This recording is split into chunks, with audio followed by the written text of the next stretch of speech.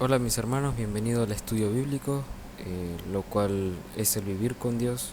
Hoy estaremos analizando el Apocalipsis de parte de Juan, una visión del Hijo del Hombre. Estaremos analizando eh, versículos por versículo, así que hay que prestar muchísima atención, obviamente pedirle a Dios sabiduría y entendimiento para que sí podamos entender estos versículos.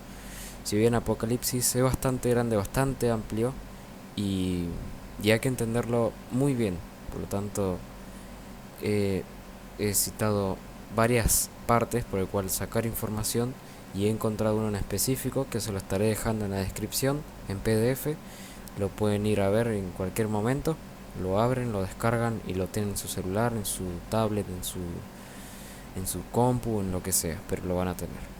Por lo tanto, estaremos analizando, así que por eso es el video bastante largo, pero bueno, empecemos. La visión del Hijo del Hombre es el que estaremos tratando hoy. El apóstol Juan acaba de describirnos cuáles eran sus circunstancias personales cuando recibió eh, la visión que ahora va a describir.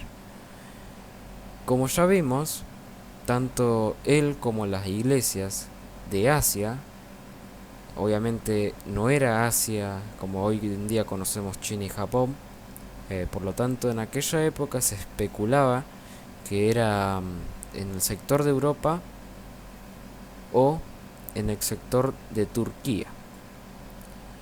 Y acá se nos está refiriendo a la iglesia de Asia a la que estaba describiendo, la que estaba escribiendo esta,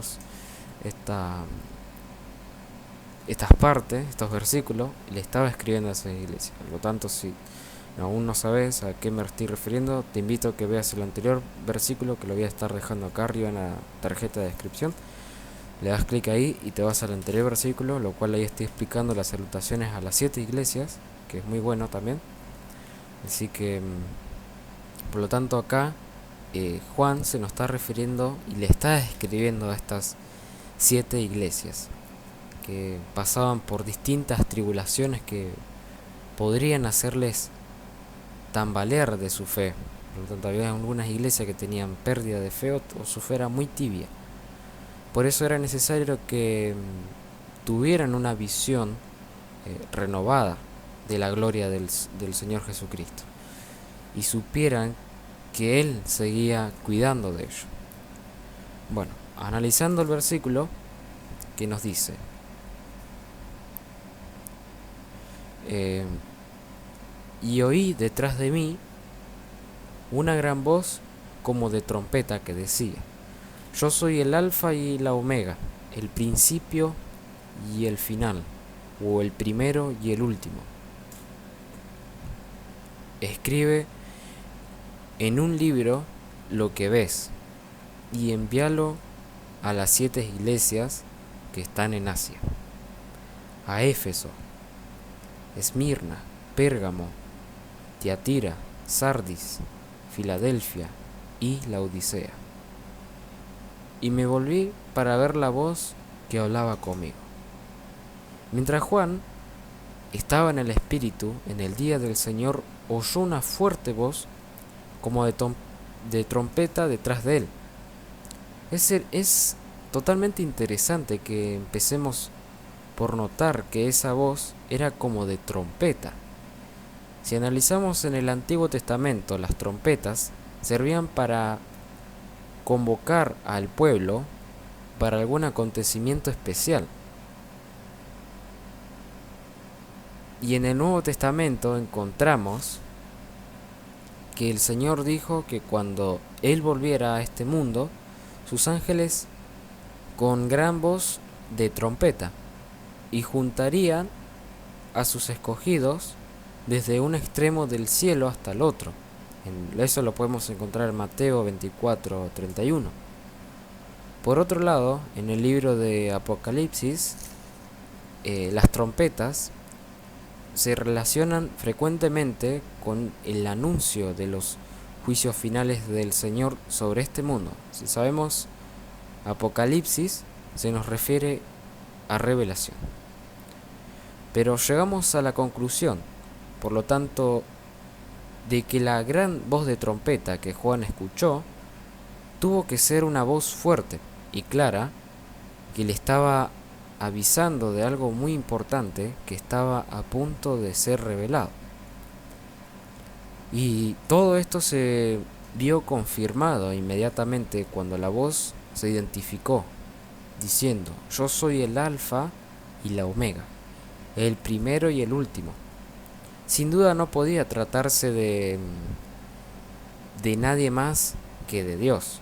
Es obvio que fue Dios Todopoderoso, que ya se había presentado al enviar sus saludos a las 7 iglesias, en Apocalipsis 1:8. Toda la escena se reviste y a continuación viene el mandato. Escribe en un libro lo que ves y envíalo a las 7 iglesias que están en Asia: a Éfeso, Esmirna, Pérgamo, Tiatira, Sardis, Filadelfia y la Odisea. Esta es la primera de las 12 veces en que a lo largo del libro del Apocalipsis Juan recibe la orden de escribir lo que estaba viendo. En Apocalipsis 1:19, y también lo podemos encontrar en Apocalipsis del 2 al 1, del 1 al 8 y del 12 al 18, y otros versículos más: Apocalipsis 3:1, 7:14, Apocalipsis 14:13, Apocalipsis 19:9, Apocalipsis 21:5. Es un detalle importante porque vemos que el Señor Jesucristo está mandando a uno de sus apóstoles que escribiera lo que vio de él. Pero Juan no podía conformarse con ver la gloria del Señor y aprender de él. Lo que va a acontecer en este mundo, estaba recibiendo una visión y tenía el deber de compartirla con todos sus hermanos y a las iglesias, obviamente. Y por supuesto también todos nosotros que leemos la Biblia y hemos conocido estas mismas cosas, debemos comunicarlas a todos aquellos que no las conocen y que se encuentran en grave riesgo ante la venida del inevitable juicio de Dios. Tanto no nos sirve de nada aprender muchísimo y que no lo expliquemos o que no lo digamos. Pero la escena no termina acá. Sin duda la voz divina llamó la atención de Juan y de forma instintiva, por así decirlo, se volvió para ver quién era el que hablaba con él de esa forma. Quería saber cómo era la persona que le estaba hablando. En este punto, tanto Juan como también nosotros estamos expectantes para ver al Señor de la gloria. Después nos dice: y vuelto, vi 7 candeleros de oro, y en medio de los candeleros a uno semejante al Hijo del Hombre. Bueno, lo primero que Juan vio fue 7 candeleros de oro. Y como ya sabemos, en el tabernáculo del Antiguo Testamento, que era una representación de la morada celestial de Dios, la podemos encontrar en Hebreos 8:5, si no me equivoco, había un candelero de oro de 7 brazos. En Éxodos 25:31 del 40. Ahora Juan no va a ver la morada terrenal de Dios, sino que le es permitido mirar en el mismo cielo, en el verdadero templo de Dios. Podríamos especular mucho sobre lo que simbolizan estos candeleros, pero el Señor mismo nos da su interpretación al identificarnos como las 7 iglesias en Apocalipsis 1:20. Podemos decir que del mismo modo en que los creyentes ya estamos sentados en los lugares celestiales de Cristo o con Cristo, en Éfeso del 2 al 6, también las iglesias locales están en su presencia. Por otro lado, es interesante detenernos a pensar en algunos detalles sobre estos candeleros. Si bien tuvimos esa pregunta desde el principio que le nombré candeleros seguramente.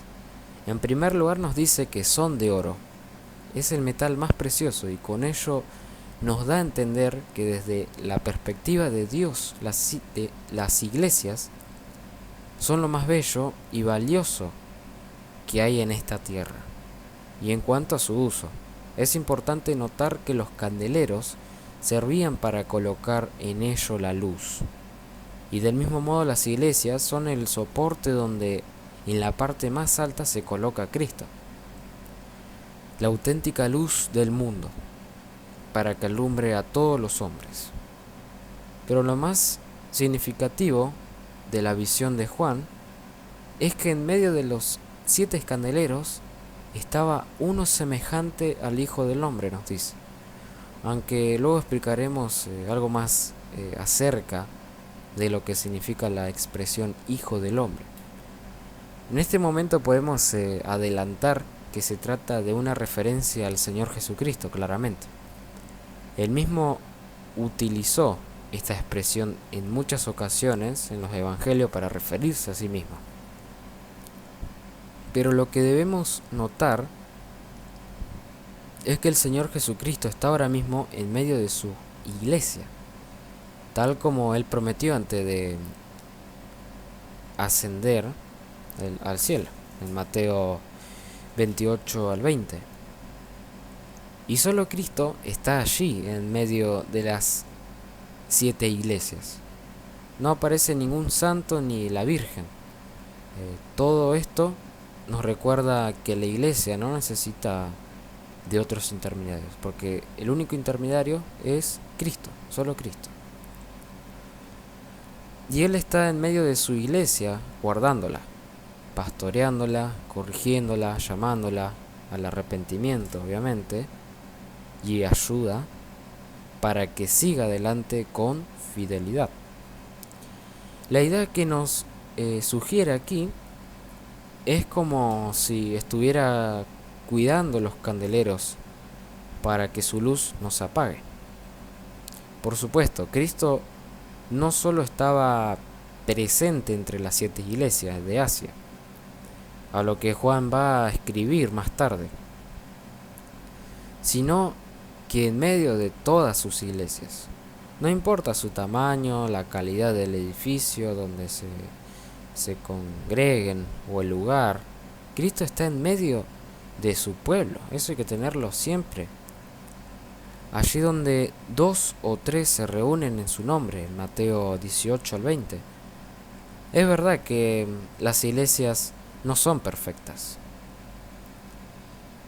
y que en muchos casos necesitan corrección. Nadie es perfecto, pero Cristo sigue en medio de ellas. Recordemos, por ejemplo, a los cristianos en Corinto, santificados en Cristo Jesús, nos dice en primera de Colosenses del 1 al 2. Pero tan carnales, inmaduros e inmorales. Primera de Corintios, del capítulo 3, versículo 2 al 3. O también Primera de Corintios, capítulo 5, del versículo 1 al 2. Sin embargo, Cristo estaba en medio de ellos. No obstante, es posible que en un día una iglesia se pueda apartar tanto del Señor que deje de ser considerada como tal parte del Señor. Este fue un serio aviso que recibió la iglesia de Éfeso. Recuerda, por tanto, de dónde has caído, y arrepiéntete, y haz las primeras obras. Pues si no, vendré pronto a ti y quitaré tu candelero de su lugar, y no te hubieres arrepentido, nos dice en Apocalipsis 2 al 5. Pero como decimos, a pesar de todos los defectos, Cristo sigue en medio de su iglesia, conduciéndola a la perfección. Tal vez nosotros, cuando vemos los defectos de las iglesias locales, tenemos y la tendencia a reaccionar con cierto desprecio. Eso nos pasa continuamente o sin que nos demos cuenta. Sin embargo, el Señor sigue amándolas y andando entre ellas. Nosotros debemos tener también este mismo aprecio por ella y no dejarnos de reunir por eso. Porque Cristo hace lo mismo, el Señor, Dios, hace lo mismo. Y luego tenemos en Apocalipsis, capítulo 1, del 13 al 16, que nos sigue, vi a uno semejante al Hijo del Hombre, vestido de una ropa que llegaba hasta los pies, y ceñido por el pecho con un cinto de oro. Su cabeza y sus cabellos eran blancos como blanca lana, como nieve, sus ojos como llama de fuego, y sus pies semejante al bronce bruñido, refulgente como un horno, y su voz como estruendo de muchas aguas. Tenía en su diestra 7 estrellas. De su boca salía una espada aguda de 2 filos, y su rostro era como el sol cuando resplandece en su fuerza.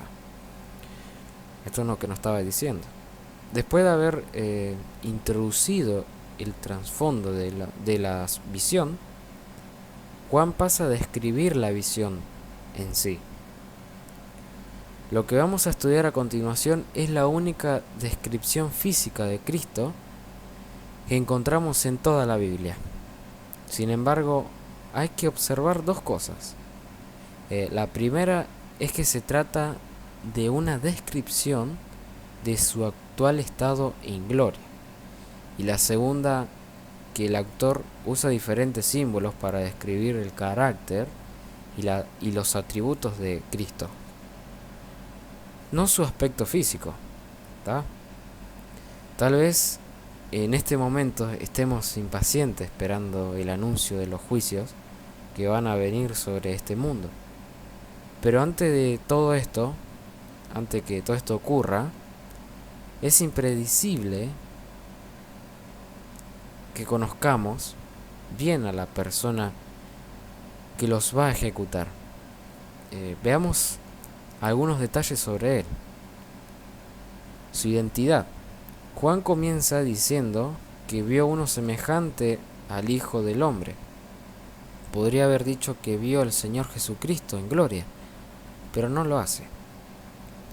En su lugar utiliza esta forma un poco más complicada, pero que inmediatamente nos recuerda a la visión que tuvo el profeta Daniel y que describió en su libro.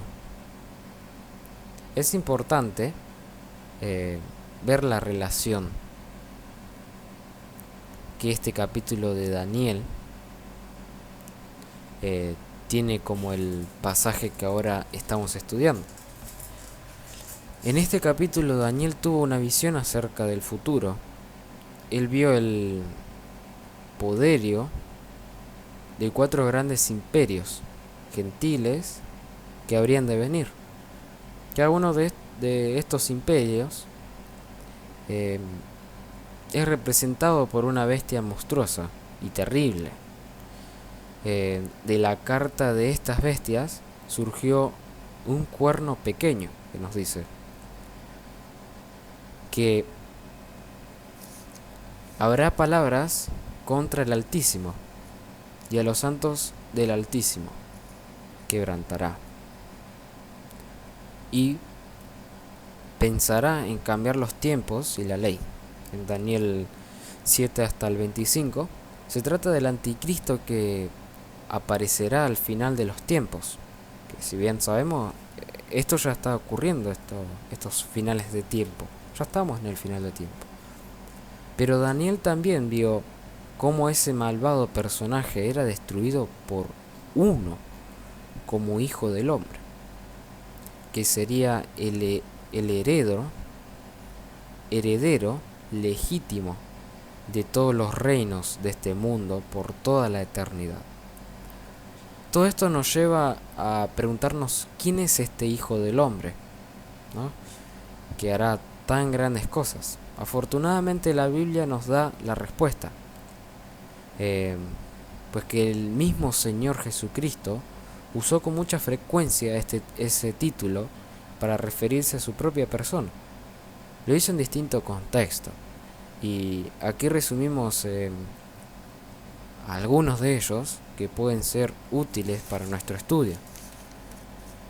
La primera ocasión que vamos a considerar tuvo lugar cuando Jesús y sus discípulos se acercaban a Cesarea de Filipo, y allí en el camino preguntó a sus discípulos, nos dice así: ¿quién dicen los hombres que es el Hijo del Hombre? Por supuesto se estaba refiriendo a su propia persona. Las respuestas fueron variadas, pero aunque todos tenían un elevado concepto de él, ninguno de ellos logró ver quién era realmente. Sin embargo, cuando a continuación repitió la misma pregunta a los discípulos, Pedro contestó inspirado por una revelación divina diciendo: tú eres el Cristo, el Hijo del Dios viviente. En Mateo capítulo 16, versículo 3 al 17 lo podemos encontrar esto. El Señor le confirmó que estaba en lo cierto y le bendijo. De acá sacamos varias conclusiones. La primera es que la expresión Hijo del Hombre era un título mesiánico. Tú eres el Cristo. La segunda es que describía a una persona divina, el Hijo del Dios viviente. Pero otra vez en la que el Señor usó este título la encontramos en Juan del 5 hasta el 27, y dice: el Padre le dio autoridad de hacer juicio por cuanto es el Dios, el Hijo del Hombre.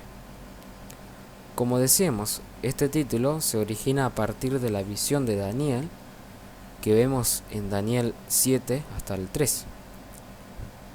Y en el contexto de esa cita nos encontramos ante los juicios de Dios sobre los reinos de este mundo, y también del anticristo, por supuesto, en Daniel capítulo 7 versículo 9 al 11. Ese juicio es ejecutado por el Hijo del Hombre, a quien el anciano de días le ha dado el dominio, gloria y reino para que todos los pueblos, naciones y lenguas le sirvieran. Su dominio es dominio eterno, que nunca pasará, y su reino uno como que no será destruido, en Daniel 7 al 14. Por lo tanto, deducimos de esta asociación que el título Hijo del Hombre se refiere al juez supremo de este mundo, a quien le corresponde juzgar, reinar eternamente y sobre todos. Pero cuando Jesús fue arrestado y estaba siendo juzgado por el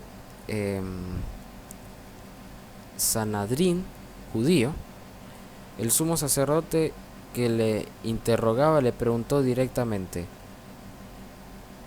te conjuro por el Dios viviente, que nos digas si eres tú el Cristo, el Hijo de Dios. A lo que Jesús contestó: tú lo has dicho, y además os digo que desde ahora veréis al Hijo del Hombre sentado a la diestra del poder de Dios y viniendo en las nubes del cielo. El sumo sacerdote y el resto del tribunal se escandalizaron de estas palabras y dijeron que era una blasfemia terrible, que debía ser castigado con la muerte. Eso lo podemos encontrar en Mateo capítulo 26 versículos 63 hasta el 66. Decían esto ellos. Jesús, para ellos, era un simple era un simple hombre que se estaba haciendo Dios para ellos. Eso es lo que pensaban ellos, que era un simple hombre que se hacía pasar por Dios. ¿Cómo se atrevía a apropiarse de la profecía de Daniel para sí mismo? Pero el Señor ya sabía lo que se proponían y que ese juicio era simplemente un trámite para interpretar, cubrir de legalidad el asesinato que de antemano ya habían acordado. Eh, pero era precisamente ese rechazo de los líderes judíos lo que darían cumplimiento a la profecía de Daniel. Porque después de su muerte resucitaría y ascendería al cielo, donde sería glorificado a la diestra de la majestad de las alturas. Con esto se corresponde la visión que tuvo Daniel cuando vemos que en las nubes del cielo se acercaba uno que era llevado hasta el anciano de días y al que le daban todos los reinos, en Daniel 7 hasta el 13. Por supuesto, la visión de uno que venía en las nubes del cielo no se refiere aquí a la segunda venida de Cristo, sino a su ascensión. En Hechos capítulo 1, versículo 9 al 11. Ustedes me pueden corregir si me estoy equivocando de versículos. Y la última referencia que queremos notar en este resumen la encontramos en el sermón profético del Señor. Allí anunció su segunda venida en gloria. Y verán al Hijo del Hombre viniendo sobre las nubes del cielo, con poder y gran gloria. En Mateo 24:30 es interesante ver cómo este pasaje se relaciona con la visión de Daniel. El Señor dijo que su segunda venida tendría lugar inmediatamente después de la tribulación de aquellos días, en Mateo 24:29. Y Daniel hace notar que el Hijo del Hombre recibiría el reino después de que el anticristo, que había perseguido a los santos, fuera derrotado. Y esto es lo que hará el Señor en su venida. Por lo tanto, el título Hijo de Hombre o Hijo del Hombre describe al Señor Jesucristo como Mesías, juez supremo, Dios y Rey soberano, según hemos visto en Apocalipsis. Él está ahora entre las iglesias que sufren la persecución de los reinos de este mundo. Si bien sabemos, están sufriendo muchísimas iglesias, muchísimos hermanos en este último momento, pero Él sigue ahí, Él sigue en el medio. Pero va a venir un día a establecer su reino de forma visible y definitiva en este mundo, trayendo la justicia y vindicando a su pueblo. Ahora bien, hasta aquí solo hemos hablado del título Hijo del Hombre. En cuanto a su dignidad divina, pero no podemos terminar aquí, porque lo más obvio es que en esta expresión es que describe a un hombre, no un hombre cualquiera, sino al Dios que se hizo hombre por medio de la encarnación. Hemos querido subrayar primero su naturaleza divina, pero eso es lo que ha sido desde la eternidad.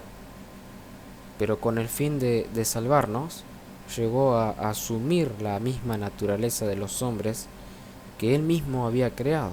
Podemos encontrar en Juan capítulo 1, del versículo 1 al 14. Pero lo más maravilloso de todo esto es que el Señor nos no dejó de ser hombre cuando regresó al cielo. Esto Juan nos afirma que en la visión que tuvo de Él, vio que seguía siendo el Hijo del Hombre.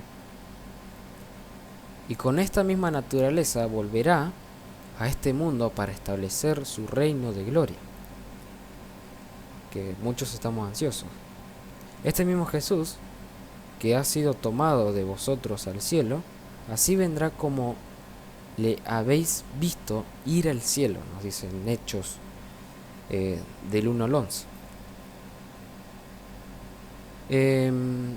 A ver, luego por el vestido de una persona se puede deducir la posición que ocupa y a qué se dedica.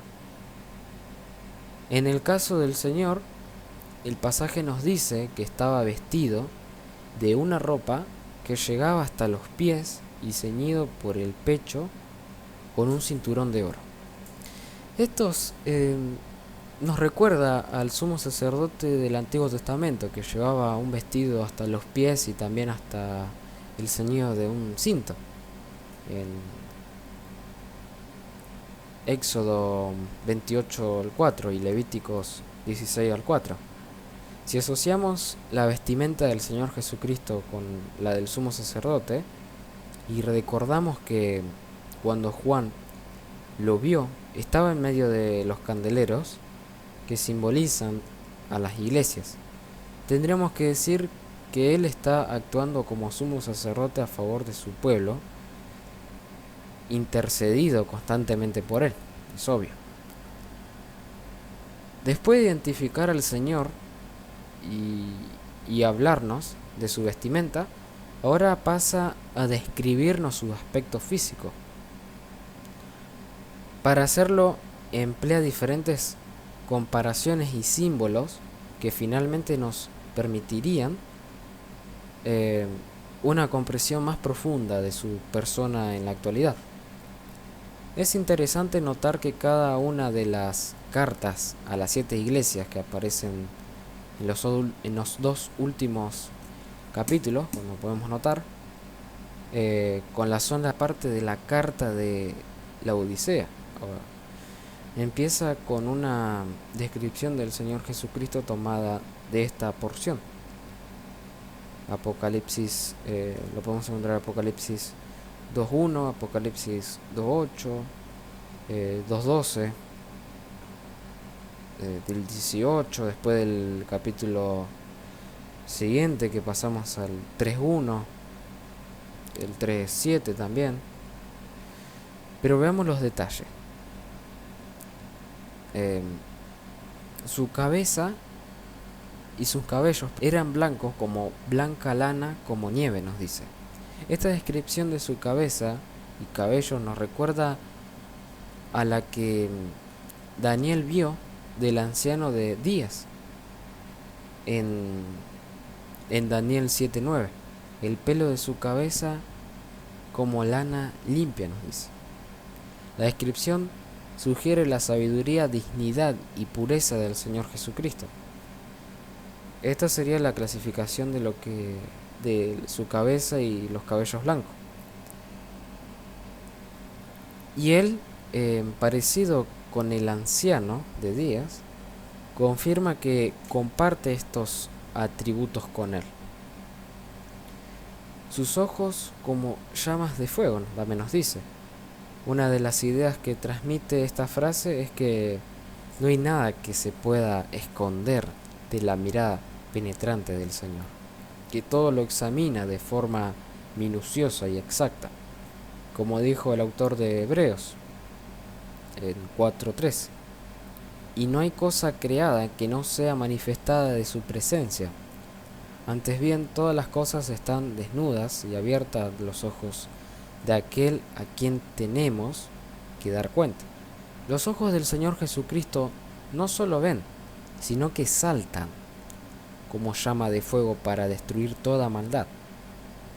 A muchos les resulta incompatible pensar que el mismo Señor Jesucristo, del quien salían lágrimas de sus ojos al ver el sepulcro de su amigo Lázaro, en Juan 11:35, sea capaz de expresar ira y enojo con su mirada. Pero no nos engañemos, sus ojos no estaban rojos de llorar, sino como un anuncio del juicio que Él va a ejecutar sobre todos aquellos que se opone a su santa voluntad. Después nos dice, y sus pies semejante al bronce bruñido y refulgente como en un horno. Si sus ojos eran como llama de fuego, ahora pasa a describir sus pies como de bronce bruñido, refulgente como en un horno. La idea es que el bronce estaba resplandeciente como si aún estuviera todo el calor del horno. Eso, si ponemos a calentar el bronce en un horno, se nos va a brillar mucho, como si estuviera rojo vivo. Esta imagen continúa en la línea de la anterior, mostrando al Señor dispuesto para juzgar. Recordemos que estos pies pisarán el gran lagar de la ira de Dios, en Apocalipsis capítulo 14, versículo 19 al 20. Y que un día todos sus enemigos serán puestos por estrado de sus pies, nos dice en primera de Colosenses del 15 al 25. Resulta paradójico que aquellos pies que recorrieron las aldeas de Judá y Galilea, llevando misericordia y consuelo a todos los necesitados, aquellos mismos pies que María ungió con un caro perfume y que ungió con sus cabellos, aquellos mismos pies que fueron clavados en la cruz en el Calvario, sean ahora los pies que traen el juicio y la ira de Dios. Después tenemos y su voz como estruendo de muchas aguas. Seguramente esta frase quiere decir que su voz era muy potente, como el sonido de una gran catarata. Imaginémonos el sonido de miles de litros de agua cayendo en una cascada. Su ruido se puede oír a varios kilómetros de distancia. Y sí, así es la voz de Cristo. Podemos imaginarnos la potencia de su voz. Esto nos sugiere la autoridad de todo lo que dice, que sobresale por encima de todas las demás voces. Y en esto también notamos una gran diferencia con el ministerio terrenal de nuestro Señor Jesucristo. Mientras estuvo en la tierra, Él no levantaba su voz, e incluso callaba. En Juan también lo podemos encontrar, capítulo 19, versículo 9 al 10. Pero ahora todo ha cambiado, porque esa voz irresistible, clara y autoritaria va a silenciar las ruidosas e insistentes voces de los poderes inicuos y de las autoridades malignas de la tierra. Pero bueno, luego tenía a su diestra 7 estrellas. La mano derecha es el lugar de horno, y el Señor tiene en ella 7 estrellas. Por supuesto no se trata de estrellas literales como vemos, sino que, como explica más adelante, son un símbolo de los ángeles de las 7 iglesias en Apocalipsis primera de 20. Ahora no podemos detenernos a considerar quiénes eran estos ángeles de las iglesias, a los que más adelante se les va a enviar las cartas que encontramos en los capítulos 2 y 3. Solamente podemos deducir que tenían alguna función importante dentro de las iglesias, puesto que el mensaje de las cartas se dirige en primer lugar a ellos. Eso lo podemos encontrar en el capítulo 2 del 1. En cualquier caso, la frase que tenemos delante nos permite entender que es el Señor el que tiene en su diestra estas 7 estrellas, lo que nos sugiere cuidado, protección, autoridad, posesión, seguridad, control y perseveración. Como dijo el Señor Jesucristo acerca de sus ovejas, en Juan capítulo 10, 27 hasta el 28. Mis ovejas oyen mi voz, y yo las conozco, y me siguen, y yo les doy vida eterna, y no perecerán jamás, ni nadie las arrebatará de mis manos. De su boca salía una espada aguda de 2 filos, también nos dice. Por supuesto tampoco podemos interpretar esta expresión de forma literal. Aquí se combinan 2 elementos, la boca y la espada. Esperaríamos que en su boca hubiera una lengua que sirviera para hablar. Quizá lo más probable es que debamos interpretar esta imagen combinando el pronunciamiento de su boca en el juicio contra sus enemigos, junto con su capacidad para ejecutarlo con su espada afilada de 2 filos. Por otro lado, esta espada de 2 filos puede referirse también a su propia palabra que sale de su boca, tal como nos recuerda el autor de Hebreos, en Hebreos 4:12. Porque la palabra de Dios es viva y eficaz, y más cortante que toda espada de 2 filos, y penetra hasta partir el alma y el espíritu, las conjunturas y los tuétanos, y discierne los pensamientos y las intenciones del corazón. Esto nos dice. Y después tenemos, por último, y su rostro era como el sol cuando resplandece a su fuerza. Como todos sabemos, resulta imposible mirar al sol cuando está en su máximo resplandor. Así es el rostro de Cristo en su gloria actual. Algo parecido a lo que algunos apóstoles pudieron ver en el monte de la transfiguración, en Mateo 17:2. Seguramente debamos asociarlo con la descripción que Malaquías hace de Cristo como el sol de justicia, en Malaquías el 4:2. Un sol abrasador del que los hombres tratarán de esconderse cuando venga a juzgarlo, y al que nadie se atreverá a mirar a la cara por su gloria y santidad.